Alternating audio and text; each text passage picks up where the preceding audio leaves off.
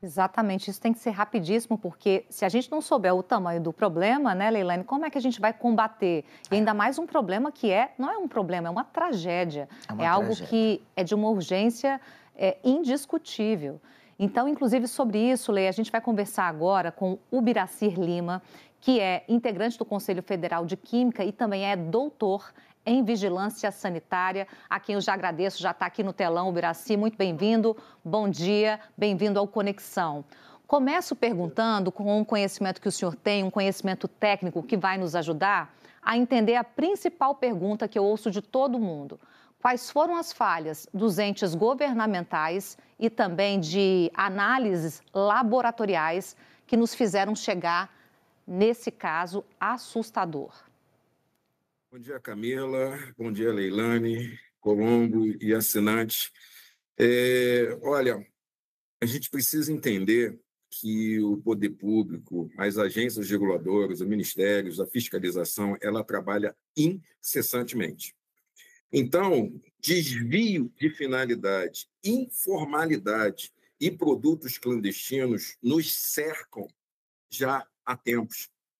Camila, o problema com metanol não é novo e nem é só no Brasil. Nós aqui, do Conselho Federal de Química, nós temos uma central da química, de informações da química. Em janeiro desse ano, nós alertamos quanto a um caso que aconteceu em Laos, no sudeste da Ásia, e emitimos uma nota para toda a sociedade, explicando exatamente a situação que a gente está passando, que já tinha ocorrido no finalzinho do ano passado.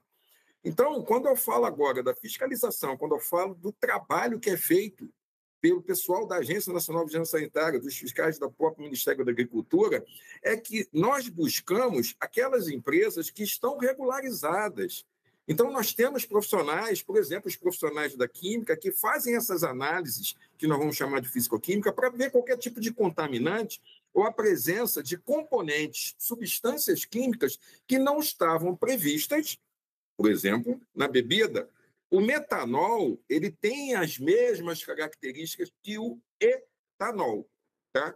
Tecnicamente, a gente chama de uma série homóloga. Eu assisti uma reportagem da Júlia do Alib ontem, explicando direitinho que a diferença é um átomo de carbono para o metanol, 2 átomos de carbono para o etanol. Foi excelente.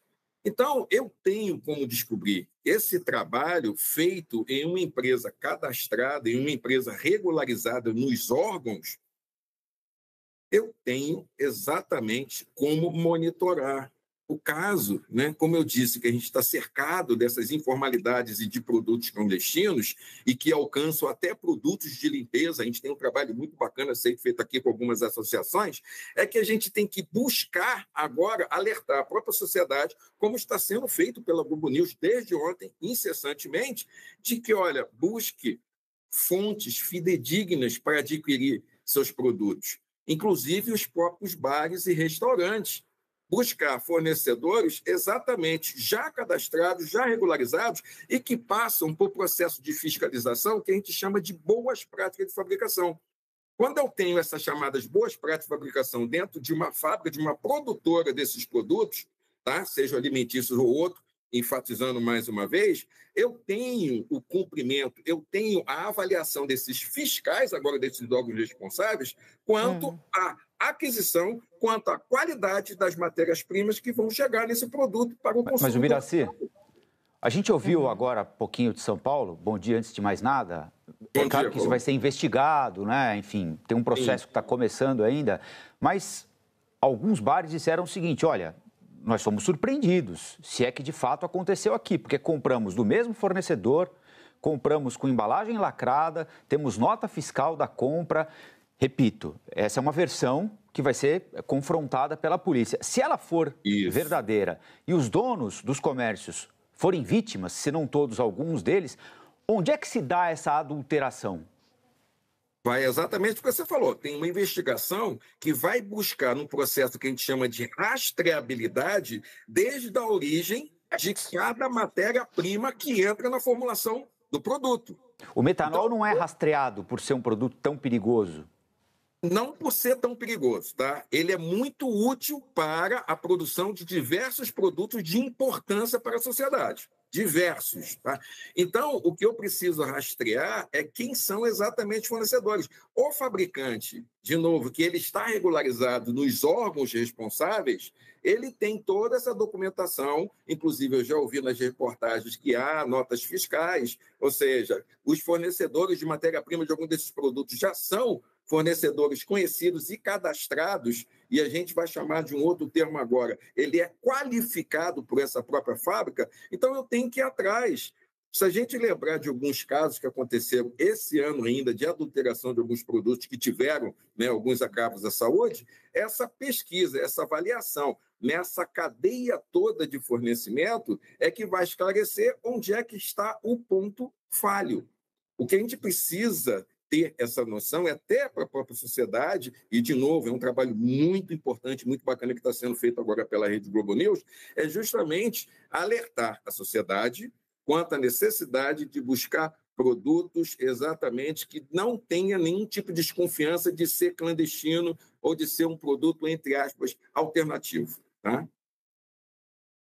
Seu Biracir, bom dia. Leilane aqui do Rio. Leilane.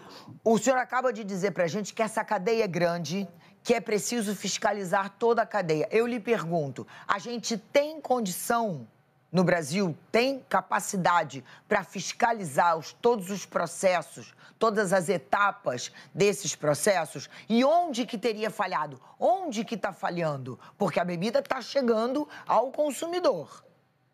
Sim, sim. Leilane, essas fontes elas vão mudando periodicamente, tá? Ou seja, há uma modificação de modos de que, inclusive, surgimentos de empresas, de produtores que são clandestinos, que não são regularizados. Tá? Vou até aproveitar para mencionar que, nesse momento, está acontecendo aqui no Conselho o 7º encontro de fiscalização e orientação profissional.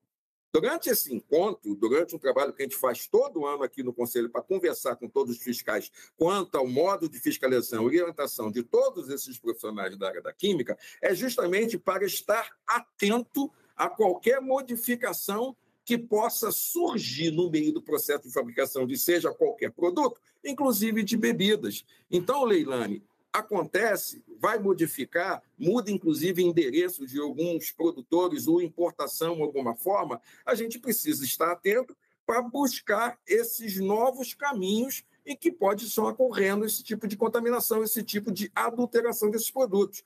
Então, é um trabalho contínuo. A gente tem condições hoje? Temos.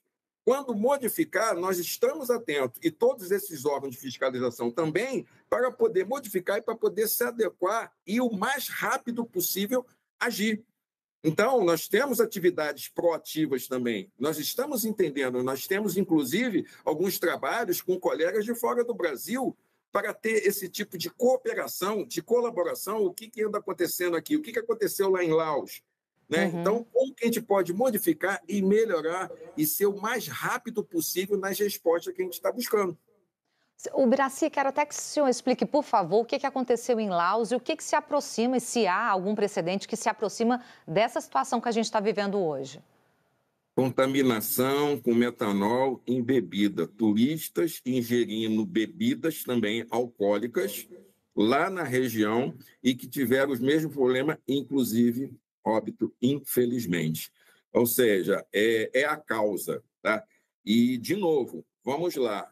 O metanol é uma substância química importantíssima. O grande problema é desvio de finalidade, manipulação inadequada. Então, né, importante para a gente também não condenar a substância química metanol. Tá? Ela é, inclusive, utilizada para a produção de biodiesel, que é uma das soluções que a gente está buscando agora natural. Queria fazer mais uma pergunta, que é o seguinte. O senhor lembra certamente daquele episódio da Baker, aquela cerveja que também provocou mortes e doenças em várias pessoas. Ali o problema foi um vazamento no processo de produção. O que eu lhe pergunto é o seguinte: essa contaminação é uma coisa feita propositadamente, é uma coisa colocada, misturada na bebida. As pessoas que estão fazendo isso sabem que podem matar os outros. Na verdade, o termo agora, Leilane, saber que eu vou ter um risco à saúde desse tamanho, a gente não tem como afirmar, tá? E até não podemos acreditar tanto assim de que foi deliberado eu sabendo qual é o risco do uso do metanol, né? Como já foi dito, inclusive vou citar mais uma vez a própria reportagem de ontem, muito interessante, as características são as mesmas. Etanol, metanol, a gente também chama de álcool metílico e álcool etílico. Então, se um não profissional, né, alguém que não tem esse conhecimento da própria ciência química, simplesmente lê a primeira parte da nomenclatura, álcool é álcool.